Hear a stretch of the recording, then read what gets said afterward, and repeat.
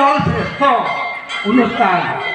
যিহেতুকে আমি ভগৱানক আমি শিশুকালতে আমি হয়তো দেখা পাইছোঁ গৰুৰ সহকাৰে তেখেতৰ ভগৱান প্ৰভুৰ একোটা ছবি দেখিবলৈ পাইছোঁ। আৰু সেইটোত তেওঁ গম নাপায়, চিনি নাপায়। তেওঁলোকে যেনেধৰণে মন পায় তেনেধৰণে খেল ধেমালি কৰে।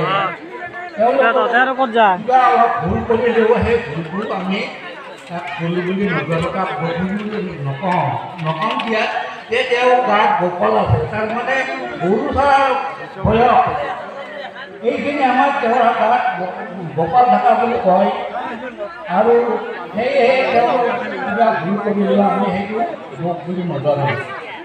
আৰু সেইখিনি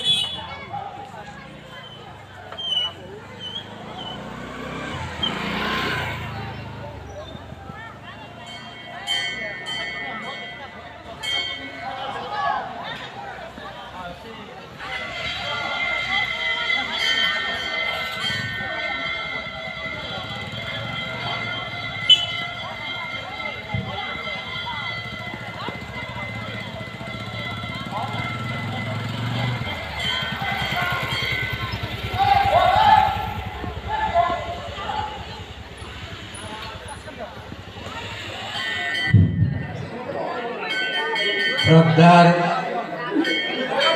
ধৰ্মপ্ৰাণ ৰাইজ আৰু আমাৰ বাপ বান্ধৱসকল, কণ কণ মইনাসকল,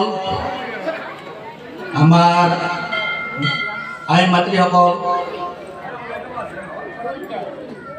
মোক আজি ইয়াত অৱশ্যে মই এনে সম্বৰ্ধনা অনুষ্ঠানত নিমন্ত্ৰণ কৰিছিল, কিন্তু এতিয়া মানে বাৰগোপালৰ যিটো কাৰ্যসূচী সেইটো উদ্বোধন কৰাৰ কাৰণে মোক আহ্বান কৰিলে।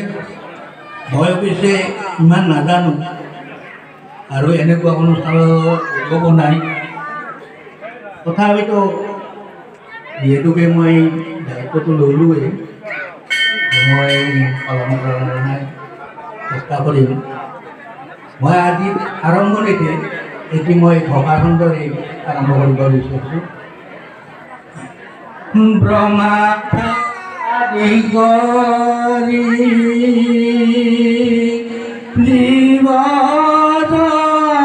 ৰাম ৰাম ৰাম ৰাম ৰাম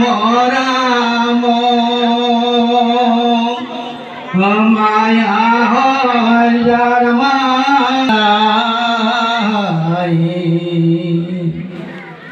তুমি চৈতন্য সনাতন ৰাম ৰাম ৰাম ৰাম ৰাম আমিও চেতন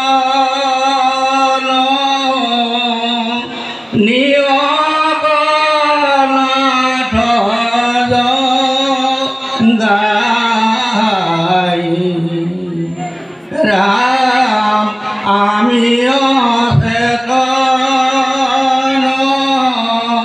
নিয়গনাথ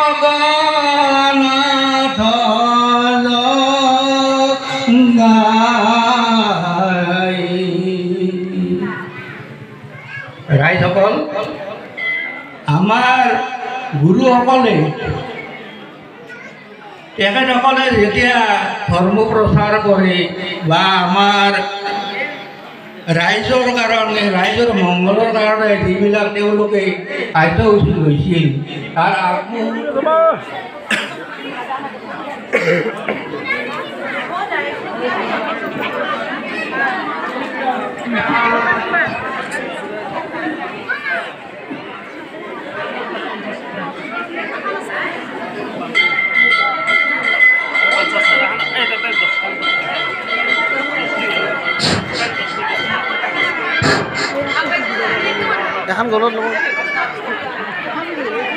শ্ৰদ্ধাভাজন ভক্তপ্ৰাণ ৰাইজ, অহাকালি দিনৰ 11 বজাত বৈদিক নিয়মেৰে বালাজী হনুমানৰ অভিষেক এটি অনুষ্ঠান আমি আয়োজন কৰিছোঁ।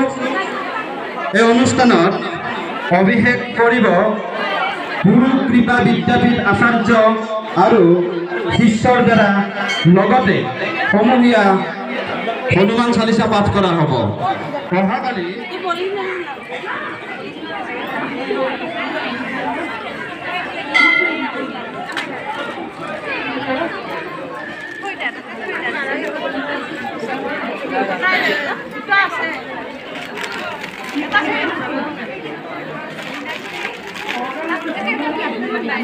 কৈছোঁ মই তাক যে মই ঘৰত খাবা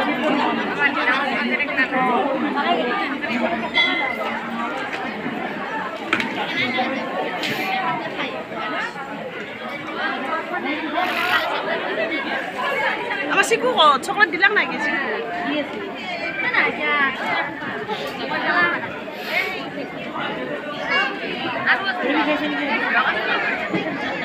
শ্ৰদ্ধাভাজন ভক্তপ্ৰাণ ৰাইজ, আমাৰ মন্দিৰৰ ওচৰৰ পৰা এটি মোবাইল ফোন হেৰাইছে। যদি কোনোবা ব্যক্তিয়ে মোবাইল ফোনটো পাইছে আমাৰ কাৰ্যালয়ত আহি জমা দিয়ে যেন।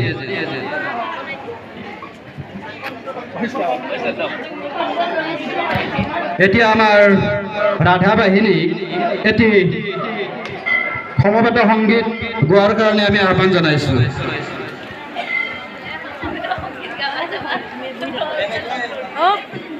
পলিথিন আনা নাই পলিথিন আনবা লাগছিল আপনাৰ এই কাৰ্যালয়েৰ পৰা আনিলে সিহঁতৰ পলিথিন লাগব যে তাৰ পৰা আনিব দলি করতে দলি দলি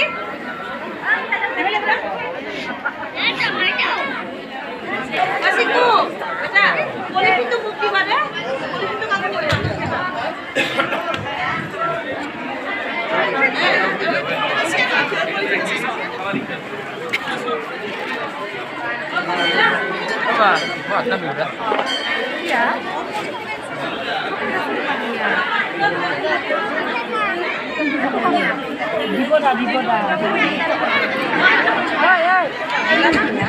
শ্ৰদ্ধাভাজন ভক্তপ্ৰাণ ৰাইজ, আজি সন্ধিয়া 6 বজাত অসমীয়া গীতৰ আধাৰত একক নৃত্য প্ৰতিযোগিতাৰ আয়োজন কৰা হৈছে। যিসকল প্ৰতিযোগী একক নৃত্য প্ৰতিযোগিতাত অংশগ্ৰহণ কৰিব বিচাৰে তেওঁলোকে আমাৰ কাৰ্যালয়ত আহি নামবোৰ দিবৰ কাৰণে আমি আহ্বান জনাইছোঁ। আৰু নিশা 8:30 বজাৰ লগে লগে সাংস্কৃতিক সন্ধিয়াৰ আয়োজন কৰা হৈছে।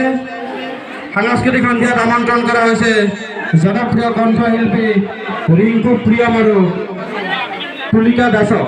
গতিকে সমূহ ধৰ্মপ্ৰাণ ৰাইজৰে উপস্থিতি আৰু সহায় সহযোগিতা আমি শ্ৰদ্ধাৰে কামনা কৰিছোঁ। এতিয়া আমি এটি আৰম্ভণি গীতেৰে আজি গোপাল হোৱাৰ অনুষ্ঠানটি শুভাৰম্ভ কৰিবলৈ আৰম্ভ কৰিছোঁ। আৰু এই আৰম্ভণি গীতটি ৰচনা কৰিছিল ধান উন্নয়ন কমিটিৰ সম্পাদক